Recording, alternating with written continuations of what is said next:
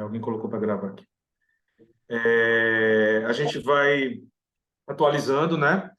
Na verdade, o propósito dessa conversa é muito mais trazer para vocês alguns esclarecimentos, tirar algumas dúvidas, em razão da medida judicial que nós propusemos em favor da ASDAB. Eu sou Gutenberg Barros, sou advogado, atuo na área tributária empresarial há mais de 20 anos. E o tema que a gente vai falar hoje para vocês é sobre as subvenções de investimento, né? O custeio.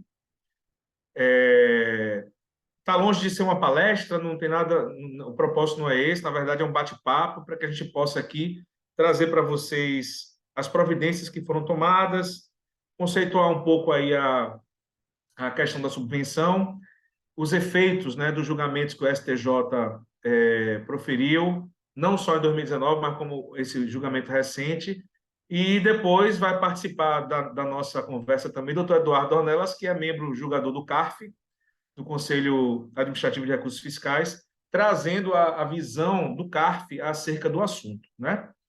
A gente sabe, eu já vou iniciar, se alguém quiser falar alguma coisa, já pode levantar a mãozinha aí e ficar à disposição, tá? A gente sabe que em 2019 o STJ tratou esse assunto das subvenções, né? O que são as subvenções? Na verdade, todo tipo de benefício, de concessão que o Estado concede a determinado segmento, trazendo um benefício, sem necessariamente ser renúncia fiscal, mas trazendo um benefício ao contribuinte. E sobre essa ótica, em 2019, o STJ disse que o crédito presumido do ICMS ele não deveria ser tributado pela contribuição social e pelo imposto de renda, justamente porque ele não acrescentava, na verdade, ele não trazia um acréscimo de faturamento para a empresa. E, consequentemente, não poderia haver aí uma sobreposição, né, entre a União Federal cobrando um benefício em cima do que o Estado oferece, né? Então, esse julgamento, eu vou compartilhar aqui uma tela só para vocês verem aqui o que eu estou falando, né? Em 2019, o STJ disse que declarou a inconstitucionalidade da inclusão do ICMS, declarou aqui, entendeu que, na verdade, o crédito presumido, como ele era um benefício, uma subvenção, ele não poderia estar sujeito aqui a incentivo fiscal pelo Estado, não poderia estar sujeito à tributação aqui do imposto de renda da contribuição social. E usou como exemplo e julgamento paradigma o julgamento da exclusão do ICMS PIS e COFINS também, né? Então, depois desse julgamento, depois dessa decisão, gerou-se uma expectativa muito grande, né, no segmento e também no judiciário por parte dos advogados, de que o STJ iria estender esse entendimento a outros benefícios, a outras subvenções, né? Como o diferimento, existem mais de 40 decretos na Bahia que concedem benefícios a atacadistas a todos os segmentos. Então, havia uma expectativa de que essa benesse, esse entendimento do STJ, ele trouxesse, estendesse a outros segmentos. E isso gerou o julgamento do recurso que foi julgado agora em abril de 2023, por meio do qual o STJ disse o seguinte: olha, o que aconteceu lá em 2019, a gente... Eu estaria muito e queria muito que ela estivesse aqui. E ela está. Eu vou pedir só, por gentileza, que quem puder fechar o microfone. Deixa eu ver quem está com o microfone aberto aqui. Senhor Fernando Lins. Muito obrigado.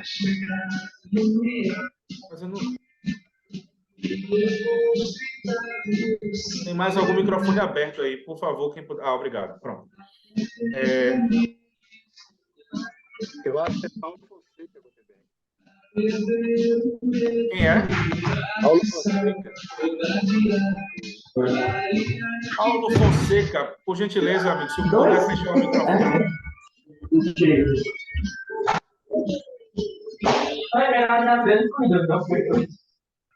Foi 1,8. Saiu. O julgamento agora de 2023, o STJ, como eu estava falando, o STJ diz o seguinte: olha, o que nós julgamos em 2019 foi um assunto. Ali está pacificado, o entendimento é aquele, e o crédito presumido do ICMS, ele não deve ser tributado pela contribuição social e pelo imposto de renda. Mas nós entendemos que as outras subvenções, os outros benefícios, não podem ser equiparados ao crédito presumido. Uma decisão, de certa forma, estranha do ponto de vista jurídico, mas firmou-se o entendimento, nessa ocasião, de que os outros benefícios, as outras subvenções, deveriam sim ser tributadas pela contribuição social e pelo imposto de renda. Qual é a consequência disso? Como nós sabemos que as nossas cortes superiores, elas têm decisões, de certa forma, em alguns momentos instáveis, né? Sobretudo quando se trata de mexer em dinheiro público, em mexer em arrecadação, a iniciativa nossa foi sair na frente e ingressar com medidas judiciais em favor das DAB, de outras entidades e até algumas individuais que ingressamos também, exatamente antes do julgamento de abril desse ano. Por quê? Há uma expectativa, já foram opostos 3 recursos, 3 embargos contra essa decisão aqui do STJ, e há uma expectativa de que isso possa ser mudado, seja modulado, seja acrescentada alguma questão aí, e, naturalmente, aqueles que aderiram ou ingressaram com a ação antes do julgamento, eles ficariam isentos de qualquer mudança negativa, né, mais negativa, ou de qualquer modulação que como aconteceu a exemplo da ação do CMS PIS e COFINS, que restringe o direito. Então, para que vocês entendam, nós saímos na frente e ingressamos com ação coletiva em nome da ASDAB, que pode, no momento breve, beneficiar todos os associados. Mas, Gutenberg, beneficiar de que forma se o STJ já julgou? Vamos lá. O julgamento do STJ, nesse momento, ele não é definitivo. Não houve trânsito julgado ainda. E, como eu falei, existem recursos pendentes. Então, assim, o jogo está em aberto, né? Pode haver uma reversão, há um trabalho muito forte acerca da mudança do entendimento sendo feito no STJ, e, para além disso, essa matéria ela pode ser levada a julgamento no STF ainda. E a gente entende que o julgamento no STF é como se o jogo recomeçasse. O STF pode, inclusive, mudar completamente o entendimento. Então, o fato da gente ter saído na frente traz para o associado das DAB uma vantagem, né? Ou aqueles que ingressaram com ações individuais e tal, até porque já foram concedidas algumas medidas liminar, né? Algumas liminares já foram concedidas para afastar esse entendimento, afastar esse direcionamento, e assim, deixando muito claro que isso é uma medida acautelatória. Por quê? Porque a Receita Federal, conforme vocês estão vendo aqui nessa tela, já começou a notificar. A Receita já está notificando muita gente, pedindo para apresentar documentação, pedindo para retificar a escrita contábil, querendo que justifique por que a subvenção foi utilizada naquele momento e tal. Então, de certa forma, aqueles que já têm uma decisão judicial favorável, ou aqueles que já ingressaram com a ação judicial, tem um certo guarda-chuva, tem um certo amparo, porque no momento em que a Receita vier a questioná-los acerca do uso da subvenção, né, do benefício, existe um amparo judicial, existe como eu falei agora, um guarda-chuva que protege, que diz assim: olha, eu estou sob a égide de uma decisão judicial que me ampara, estou, inclusive, depositando em juízo, posso depositar em juízo esses valores para evitar que esse questionamento gere um contingente, gere um passivo, ou até, eventualmente, numa hipótese de autuação por parte da Receita Federal, que haja uma forma de se defender, de justificar, né? Naturalmente, esse entendimento nosso é um entendimento de precaução, porque a gente fez isso para resguardar os interesses e o direito, né, do associado poder brigar, poder defender essa bandeira e brigar, ou seja, em pé de igualdade, brigar de pé, porque existe o arcabouço do processo judicial que ampara nesse aspecto, mas, a partir do momento que esta decisão acerca do tema ela for definitiva, ela transitar em julgado, a gente vai ter que se curvar diante do entendimento definitivo, né? Mas, enquanto isso não acontece, estamos vivos na briga e esperando, trabalhando para que haja uma reversão do entendimento. Então, trocando em miúdos, a mensagem que eu quero deixar para vocês é: nós temos uma ação judicial coletiva em nome da base, da ASDAB. Nós temos, esse pedido abrange todas as modalidades de subvenção existentes no contexto da Bahia. Nós colocamos no nosso processo mais de 40 decretos que contemplam e prevêem tipo de subvenção diferentes, ou seja, abrange, esse guarda-chuva é bem abrangente. O fato de termos ingressado com a ação antes do julgamento do STJ afasta eventuais e futuras modulações do efeito do julgamento, né? A possibilidade, perdão,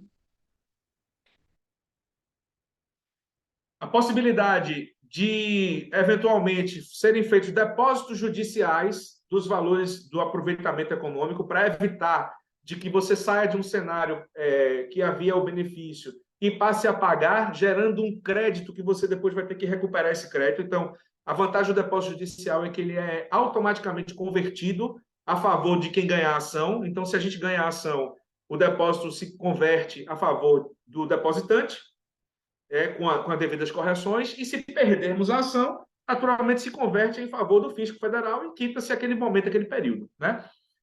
E, como eu falei agora há pouco, a justificativa prévia em caso de fiscalização por parte da Receita. E a Receita, de fato, tem agido e tem, exercendo naturalmente o papel de Receita Federal, eles têm agido na cobrança, né, de informações, esclarecimentos, tem notificado muitas empresas aqui na Bahia, a gente tem recebido muitas informações, não só dos clientes, mas dos contadores, dando cabo aí de que a Receita tem cobrado, tem notificado, e o próximo passo certamente vai ser autuar, né? O contexto geral do cenário é esse, e eu queria chamar o doutor Eduardo agora para falar um pouco sobre esse entendimento, o entendimento dessa matéria à luz do CARF. Por que o CARF é importante nesse aspecto?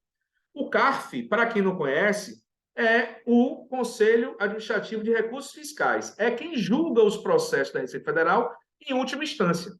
E existe no CARF entendimentos, né? O doutor Eduardo vai falar bem aí sobre a matéria, não quero me antecipar a fala dele.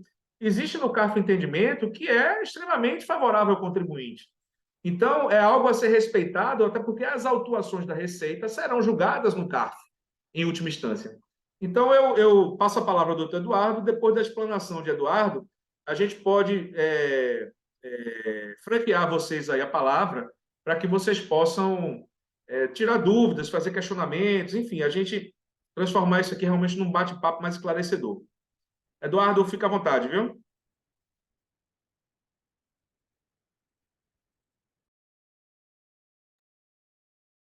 Bem, gente, boa noite a todos, né? Eu imagino que nós estamos aqui num ambiente, deixa eu aqui, onde tratamos com advogados ou com empresários, com associados da ASDAB ou pertencentes à categoria econômica da ASDAB. Eu queria perguntar inicialmente o seguinte: tem algum advogado aqui, o contador, só para poder eu centrar o nível da nossa conversa? Uma conversa, né? Se tiver, por favor, se manifeste. Como ninguém se manifestou, acredito que nós não temos nenhum advogado, nenhum contador presente. Então, vamos lá. Vocês estão vendo aqui a minha tela? Sim, está aparecendo na tela, Eduardo. Então, ótimo.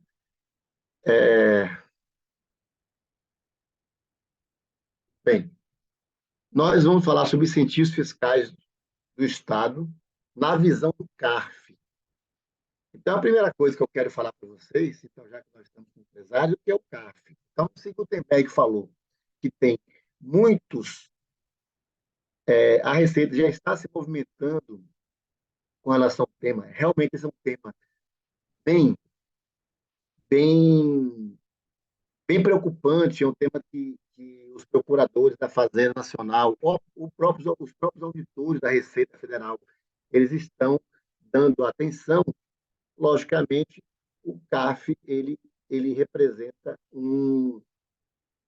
um papel importante no cenário nacional, especialmente nesse caso das subvenções.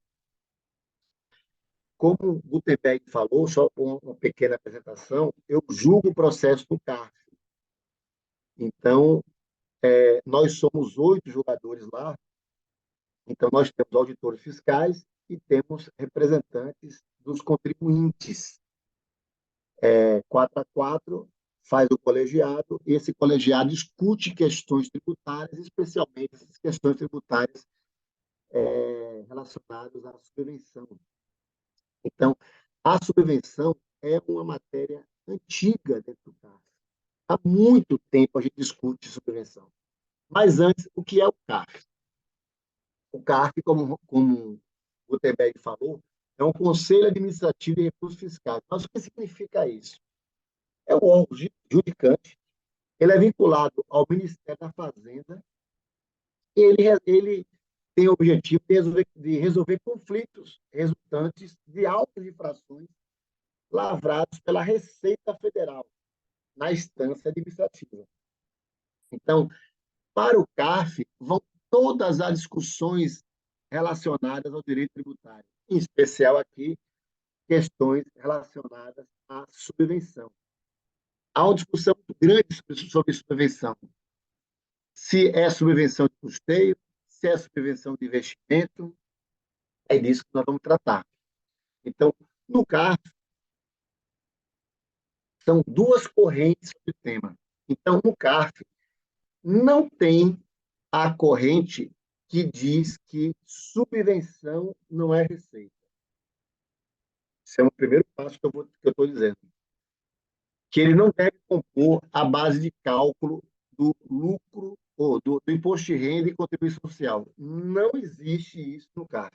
O CARF tem 2 correntes, tem 2 entendimentos, porque parte do pressuposto de que há a permissão legal de inclusão na base de cálculo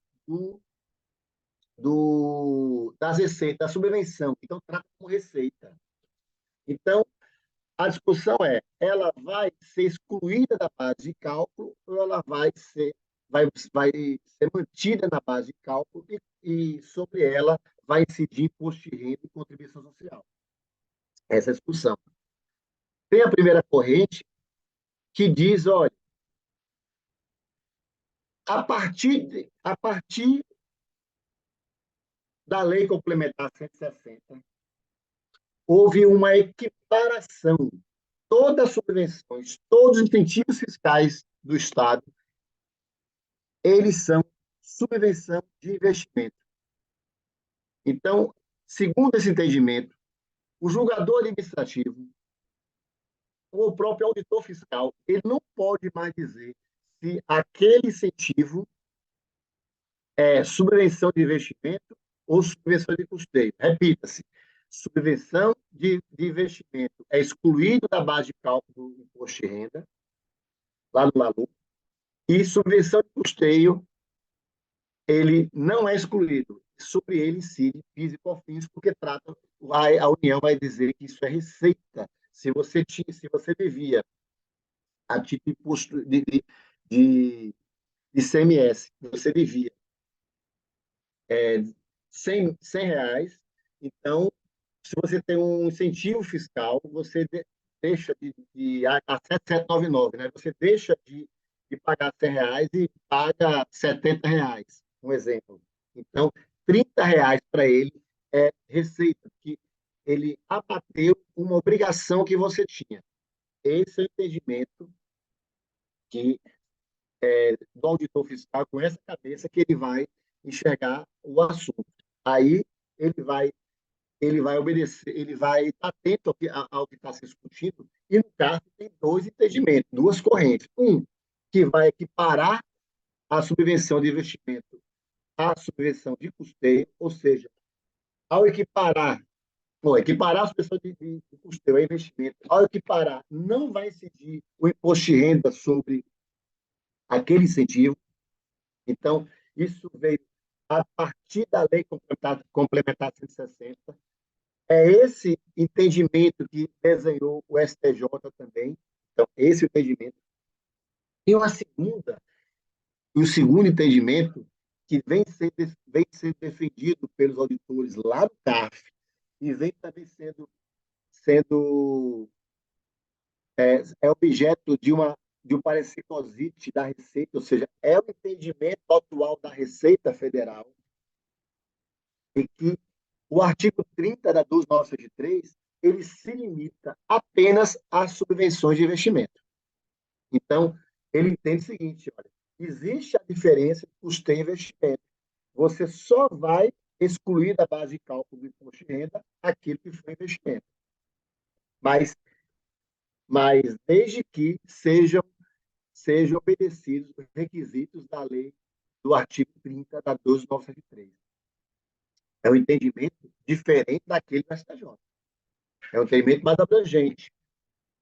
E a primeira diz ao contrário, diz que houve equiparação, então não tem mais que discutir se o investimento ou custeio, todo ele é investimento e deve, como tal, ser excluído da base de cálculo do imposto de renda e contribuição social. Se é excluído, ele é excluído no LALU. Se é excluído, é porque ele faz parte da base de cálculo do imposto de renda. Eu chamo a atenção para isso porque o STJ, o Gutenberg fez aí uma, uma, uma referência. Inicialmente, o STJ disse que nem receita era, aquela questão do crédito presumido de ICMS. Nem receita era. E parte o CAF dizendo que é receita, porque a lei diz que é receita e deve ser incluída na base de cálculo do imposto de renda. Uma atenção para essa data aqui, ó, 26 de abril de 23. Esta é a data que o STJ fez.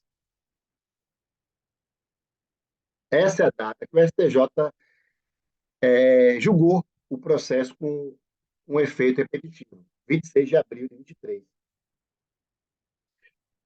Por que atenção a essa data? Porque essa data ela pode ser o divisor de águas aí da discussão sobre a questão. Porque essa lei complementar 160, ela veio para resolver a questão, mas parece que não resolveu. Há interpretações de ambos os lados e essa data pode ser importante para resolver a questão, porque uma vez que se conclui a discussão, essa discussão ela deve ser aplicada no CAF. Então, é importante essa discussão e que ela seja concluída. Eu trouxe no CAF três julgados apenas para que a gente possa aqui fazer um pequeno bate-papo. Esse aqui, ó, 9101-005-508. Ele é um julgado da Câmara Superior de Recursos Fiscais, o CAF. Ele julga processo administrativo em segunda e terceira instância. Terceira instância é a Câmara Superior. E essa Câmara Superior foi um julgamento antes de 13 de julho de 2021. Ela julgou favorável ao contribuinte, ou seja, houve uma autuação por parte da Receita, entendendo que aquilo, se houve atuação, entendeu que aquilo ou era subvenção de custeio, ou o contribuinte não obedeceu os requisitos e fez lá um desacordo com o artigo 30 da 12963. E o que diz, assim, rapidamente, esse artigo 30? Fala que ele não pode distribuir lucro, ele tem que usar a subvenção para algumas finalidades, não pode distribuir para os sócios. Em resumo, esse julgado foi dia 13 de julho de 2021. Um detalhe, por que eu trouxe ele? Porque dois conselheiros, embora tenha sido 5-3 o resultado, dois conselheiros apresentaram declaração de voto para considerar seus fundamentos. O que quer dizer isso? Ele não concordou com o relator. Ele não concordou com o redator do voto vencedor, que foi o Caio César Nader Quintela. Ele não concordou com aquele fundamento, porque o Caio entende, vocês vão ver aqui no fundamento dele, entende que a partir da Lei Complementar 160, as autoridades de fiscalização tributária, os próprios julgadores, o contencioso administrativo, e aí envolve os conselheiros do CARF, eles não têm mais competência para dizer se determinada subvenção é custeio ou investimento. Eles devem aceitar que é investimento de acordo com o artigo 60. Existem dois requisitos. Um é que esse investimento ele tenha registro de depósito, lá tem o artigo 10, é um requisito, ou seja, o que é isso? É um passo, é uma ação por parte do Estado para dizer que aquele incentivo ali ele deve ser aceito.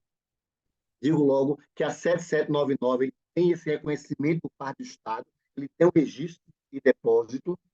E o outro requisito é o artigo 30 da 973, que é uma providência do contribuinte. O fundamento do voto vencido foi diferente. Foi exatamente aquela posição 2, aquele entendimento 2. Disse que, olha, essa alteração que teve pela lei em 2017, pela lei complementar 160, ela só se aplica à subvenção de investimento. Ele não entende que houve equiparação, só se aplica à subvenção de investimento. E, então, há necessidade da intenção do Estado de estimular a implantação ou a expansão de empreendimentos econômicos. É assim que diz a lei. Além disso, tem que ter o registro lá em reserva de lucro. Então, que é a questão do artigo 30. Então, ele já parte da premissa de dizer que não é toda a subvenção que eu vou considerar como investimento. Isso quer dizer, gente, que se a União entender que aquela subvenção não é subvenção de investimento, se a 7799, por exemplo, para fazer uma linguagem mais da gente aqui, ela não é considerada como subvenção de investimento para a Receita Federal. Por que não é considerada? Porque ela não foi criada para estimular a implantação e expansão do empreendimento econômico. Não existe uma contraprestação, uma obrigação do contribuinte de pegar aquela subvenção e expandir o seu negócio, então de implantar o seu negócio. Claro que isso vem de forma indireta, mas a subvenção de investimento diferencia-se da subvenção de custeio exatamente por isso. Ela tem um fim específico. Então, ele já parte dessa premissa, não considera o 7799 como subvenção de investimento e nem entra na discussão se tem ou não tem contabilização de acordo com o artigo 30 da 973. É bem agressivo isso aqui. Então, foram 3 votos favoráveis à Receita Federal, isso nos vídeos de 3 de julho de 2021, antes de julgar do STJ. Eu trouxe também um outro julgado, é o 9101-006-583. Aqui foi 8-0 favorável ao contribuinte. Mas o que chama a atenção aqui é que continuam 3 conselheiros que pensam diferente do relator. O relator aqui foi o Luiz Henrique Toselli, da Câmara Superior também, e esse julgado foi 10 de maio de 23, ou seja, superior, após o dia 26 de abril, que foi a data do julgamento do STJ. Eles entenderam que esse julgamento, esse caso aqui, ele era subvenção de investimento. A lei que instituiu, é uma lei de Florianópolis, se não me engano, era subvenção de investimento. Então, não tinha discussão se era ou não era. Então, ele que já era, porque a lei foi criada com a intenção clara de expansão ou implantação de empreendimento econômico. Então, já partia dessa premissa. Então, já tinha lá o primeiro requisito. E tinha só uma discussão sobre a questão da contabilização. Por isso que ele acompanhou, por outros fundamentos, o relator. O relator entendeu, não, olha, a partir da lei complementar 160, mesma coisa, aquela segunda tese. A partir da lei complementar 160, o julgador não tem mais competência. Todos são subvenção de investimento. E, como tal, em tese, inicialmente, não submete à tributação de imposto de renda e contribuição social. desde que seja obedecido alguns requisitos, que é o artigo 30 da 973, ou seja, haja contabilização em reserva de lucro. Eu trouxe recentemente, isso aqui já é um julgado lá na minha turma. Eu faço parte dessa turma aí, é a primeira turma da terceira Câmara, da primeira sessão do CARF. Então, houve essa resolução, a 301.001.140. O que aconteceu lá que eu achei interessante trazer para vocês? 8-0, favorável à convenção em diligência. A relatora entendeu que aquela subvenção, a mesma coisa daqueles três lá da Câmara Superior, que essa subvenção, ela era subvenção de investimento. Chegou a analisar a lei, dizendo, olha, está aqui o artigo da lei que diz que há necessidade de uma conta-prestação. Ela foi criada com esse objetivo. Então, começou a analisar a lei sobre esse âmbito. E, ao concluir essa análise, diz, mas eu preciso converter em diligência, ou seja, preciso verificar, abrir uma fase instrutória para que se veja, para que a Receita verifique lá se de fato houve contabilização, houve o atendimento daquele artigo 30 da 973. Houve contabilização de acordo com essa lei. Então, foi feita a convenção por causa disso, segundo o relator. E dois conselheiros entenderam que não, que na verdade nem precisava. Eu concordo com a diligência, mas por outros fundamentos. Aqui há uma mudança, aqui são 6 julgadores dizendo que existe ainda a diferença entre subvenção de investimento, subvenção de custeio, e para que haja entendimento que estão diante de uma subvenção de investimento, há necessidade de que aquela lei específica seja criada para expansão ou implantação de empreendimento econômico, o que afasta as, as intenções, pelo menos assim como está a lei da 7799, o decreto 7799. Então, em resumo, é isso aqui. E com isso, Gutenberg e meus amigos, eu encerro a apresentação. Deixo até aqui meu Instagram para quem quiser me seguir. Eu estou lá sempre falando um pouco sobre o que o CAF faz e o CAF e julgamento do CAF sobre várias questões tributárias. Mas eu fico também à disposição para conversar com vocês sobre o tema. É isso. Eduardo, obrigado. Boa noite a quem entrou depois. Eu acho que tem mais algumas pessoas aí. Como eu falei no início, o objetivo dessa reunião seria basicamente informar vocês as iniciativas que a gente tomou, né, em relação à ação judicial das DAB e trazer um pouco do cenário, do panorama aí atual, do entendimento do STJ, das perspectivas aí dos próximos andamentos. A gente fica à disposição aí um tempo agora, caso alguém queira fazer alguma pergunta por aqui, ou, eventualmente, se quiser fazer contato individualmente com a gente, o pessoal tem o telefone, tem o contato aí do escritório. Eduardo, deixou o contato. Gutenberg Pois e não, Eduardo, na verdade, eu estou usando a live do meu filho, Roberto, das DAB. Seu Roberto, Desculpa tá aí, certo. porque eu não consegui acessar pelo meu. Eu queria primeiro Sem problema. agradecer, aí a iniciativa de vocês, dos esclarecimentos. Eu queria ponderar aqui uma questão. É porque normalmente quem faz isso está atrás de uma mesa. Veja, quando se fala em subvenção, ora, se nós temos uma carga tributária de ICMS de 19% e ela aqui no 7799, que bem falado pelo Eduardo, você tem uma redução para 11%. Essa diferença aí de 19 para 11 são 8%. O que o agente acha? Que essa diferença você ganha, ou seja, não é isso? E, na verdade, a gente não ganha porque isso não está embutido. Então, é uma crítica a quem está fazendo lei, porque esse dinheiro não existe, porque você acaba compondo na redução de preço, que é a competitividade do mercado, não é verdade?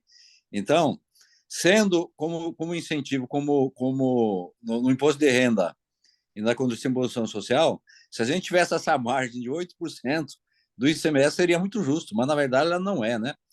Então, a gente se preocupa com isso porque esse dinheiro não existe em empresa nenhuma. Os atacadistas do estado da Bahia não tem essa margem que a Receita Federal acha que a gente está guardando 8% dos incentivos fiscal para outra coisa. Não, isso tá no preço, ou seja, isso não existe, né? Isso que preocupa a gente, porque se tiver essa cobrança, esse dinheiro não existe. É isso que nos preocupa, tá? Gutenberg, isso preocupa a gente, porque todos os que estão, muitos não conseguiram acessar a live aí, ainda bem que está sendo gravada, mas muitos, a maioria não existe essa diferença, porque o que eu entendi, ou seja, toda a minha redução de ICMS durante o ano está sendo considerado como um incentivo para lucro. Ou seja, se eu tive uma isenção de R$ 1 milhão de ICMS, a Receita está me dizendo que esse 1 milhão vai compor meu pagamento de contribuição social e imposto de renda. Essa é a máxima que não, essa conta não fecha, né?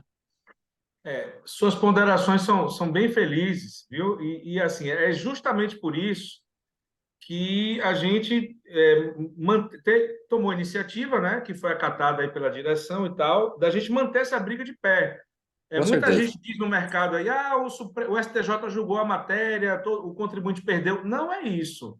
A gente perdeu aí, foi um entendimento realmente controverso, um entendimento que contraria, inclusive, o próprio entendimento de 2019, porque o crédito presumido também é uma subvenção, mas é por essa razão que a gente quer manter a briga, a chama acesa, entendeu? Porque é um absurdo. O que eles estão querendo é exatamente isso, é considerar que esse benefício, o que o senhor chamou aí de redução, é receita, Não é. efetivamente. Pois é, então mais uma razão para a categoria ficar unida, né, para a gente ficar atento. Sim. Existe um trabalho muito grande feito lá em Brasília pelos envolvidos no recurso que foi julgado, né, para tentar mudar esse entendimento. E a gente tem essa expectativa de que haja, ainda que não seja uma reversão total, mas pelo menos um meio termo, né, para evitar, porque a gente sabe que se as empresas que fazem uso da subvenção passarem a ser autuadas e cobradas, a dívida pode ser impagável, né? Exatamente. Agora vem cá, qual é a chance de a gente modelar para que, na pior das hipóteses, comece a valer só de abril para cá? Porque o que está sendo julgado e o que foi julgado está voltando para os 5 anos, não é isso? Não é isso? A Receita está buscando os outros 5 anos? Pois Isso que é, está. esse julgamento, é por isso que eu falei da possibilidade de modulação e até de mudança, de certa forma, do julgamento, porque o julgamento ele não contemplou detalhes, né? Ele não contemplou alguns detalhes, como foi o caso lá da exclusão de ICMS, PIS e COFINS. Qual é o ICMS que vai ser excluído? Naquele primeiro julgamento, em 2017, isso não ficou definido. Quando foi 2021, o Supremo disse, olha, é o ICMS destacado.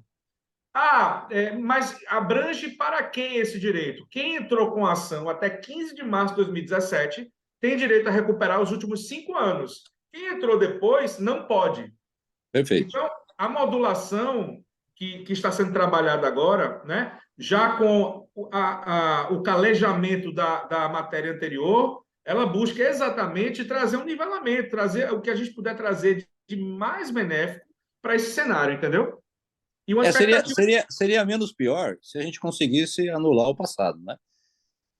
Claro, o ideal seria tudo, mas se fosse daqui para frente, de abril para frente, não é? Mas veja que a Receita ela não tem agido de maneira a considerar isso. Pelo contrário, ela depois do julgamento ela disparou uma carta para todo mundo e disse: É ó, verdade. o STJ julgou a matéria, você precisa me dizer o que é que você está fazendo aí. Você tem até 31 de julho para retificar toda a sua escrita contábil, porque eu vou te cobrar. Aí, logo em seguida, mandou diretamente através de alguns auditores, mandou uma espécie de notificação de termo de início de fiscalização, dizendo, olha, eu preciso que você me mande informações aí, porque eu quero entender o que é que você está fazendo, porque tem alguma coisa errada aí, você tem que se ajustar ao que o julgamento do STJ disse.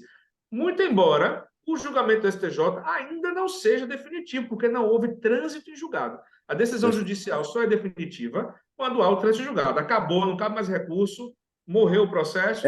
Uma dúvida aqui, como a gente entrou pela associação, os associados, nós estamos com um guarda-chuva aí com relação à digamos, o auto de infração, a gente consegue segurar até o trânsito julgado ou está passível de multa aí e sem recurso? Como é que você vê isso?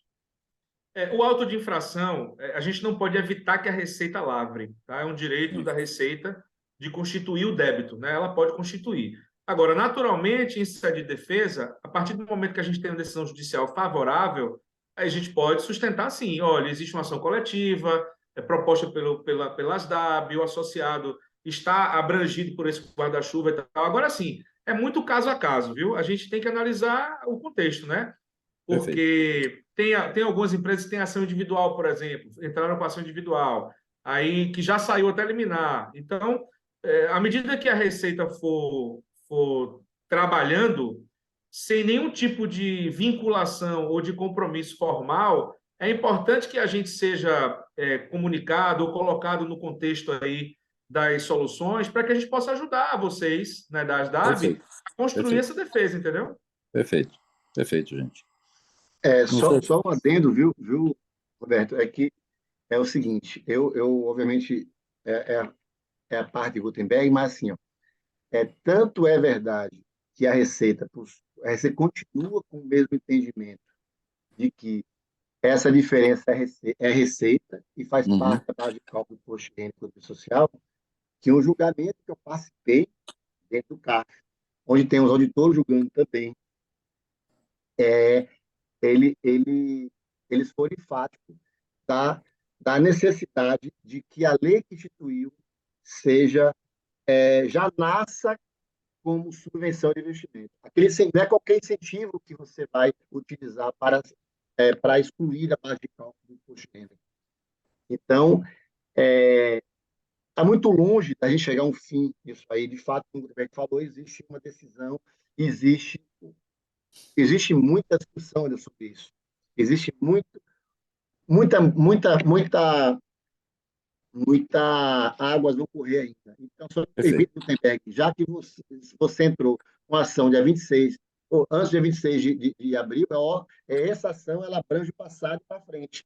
Qualquer modulação, como ele falou, qualquer modulação que se faça, ela, aqueles que aderiram à ação, né, Gutenberg, eles vão ser beneficiados para trás por causa dessa ação das DAB. Entrar hoje pode ser que seja sujeito à modulação, ou seja, apenas pega para Perfeito. frente e para trás não pega. Perfeito.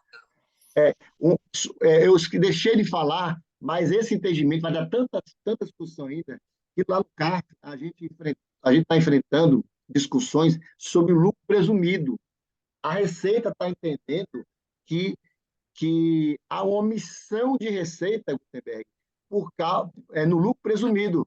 Entende que aqui é uma subvenção de custeio, então há uma omissão de receita e atua a empresa pelo lucro presumido.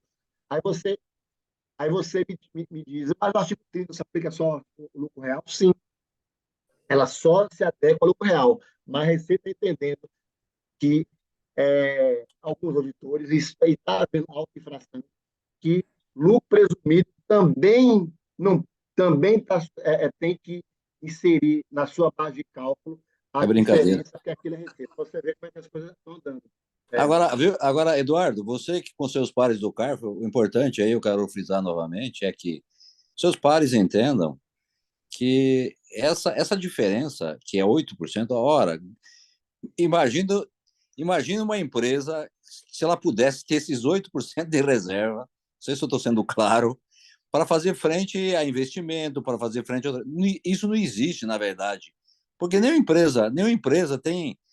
o Estado deu um benefício fiscal para que ele tenha todo esse montante para investimento, ou para isso, para aquilo. Não existe isso. Na prática, não existe. Eu sempre falo com o Tonho Cabral, a gente fala, esse pessoal não conhece a ponta.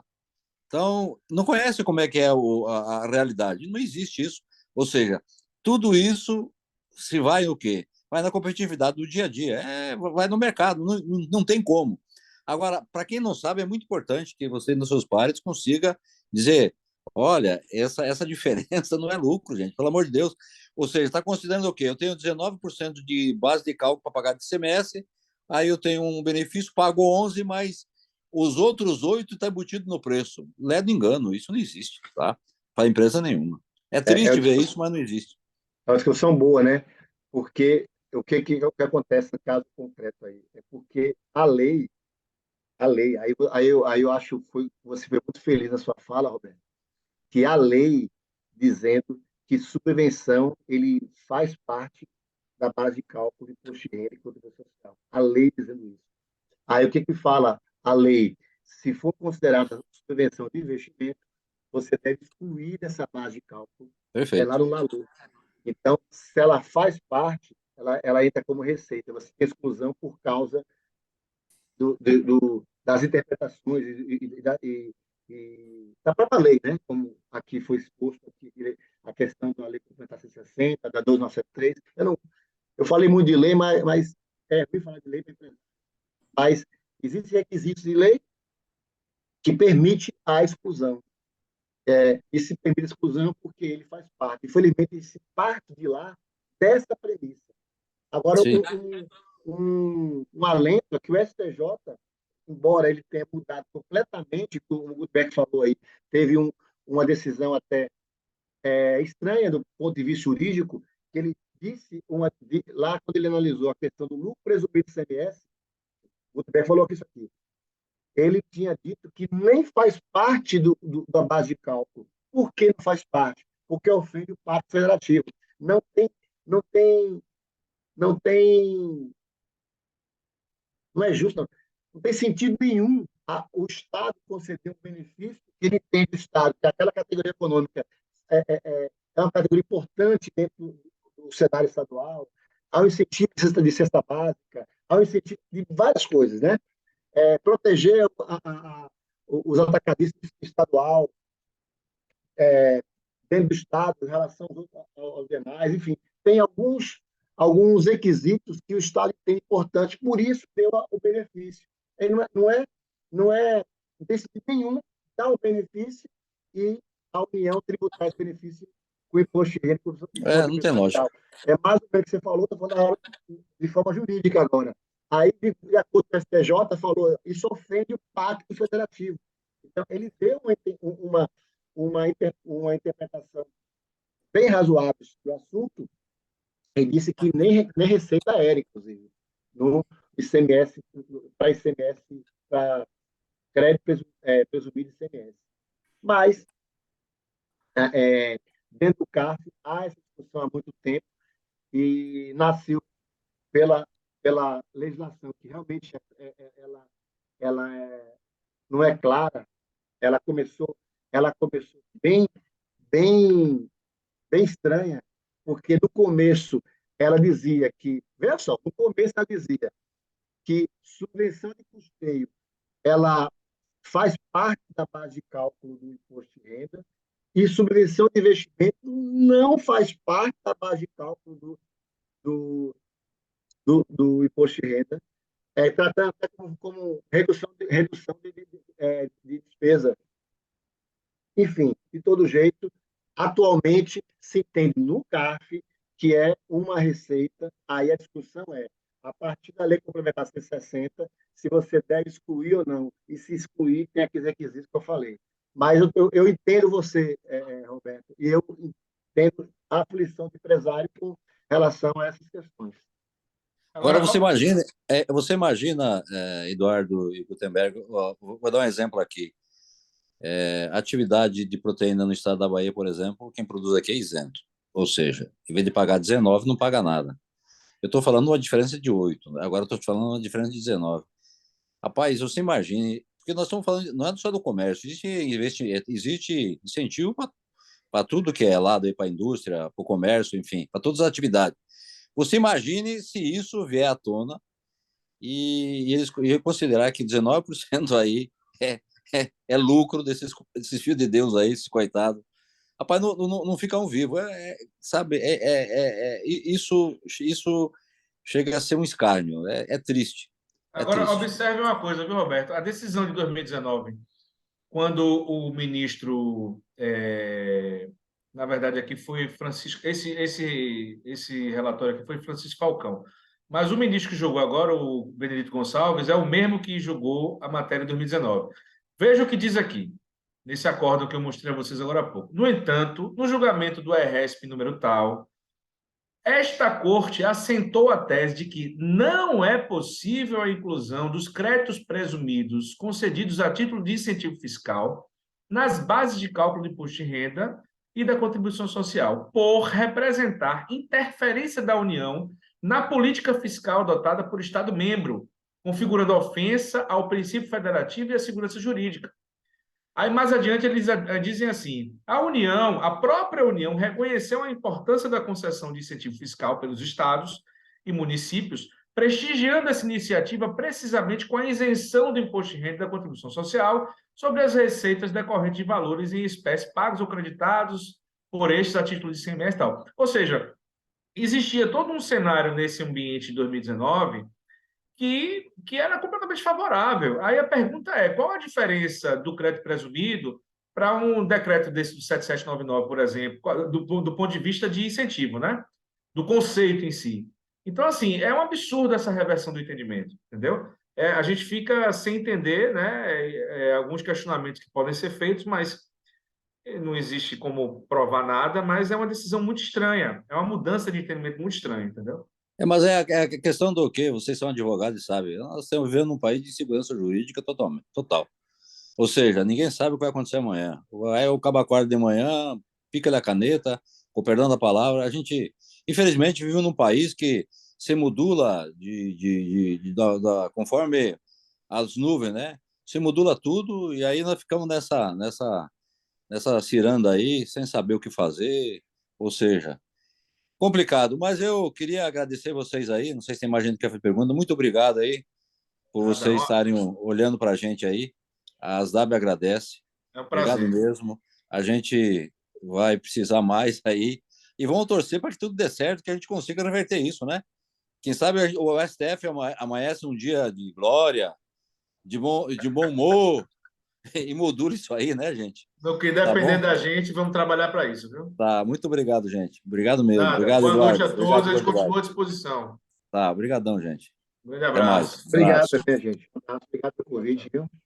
Obrigado, Eduardo. Até mais. Tudo de bom. Obrigado, meu amigo. Boa Tudo bom. noite. Tchau.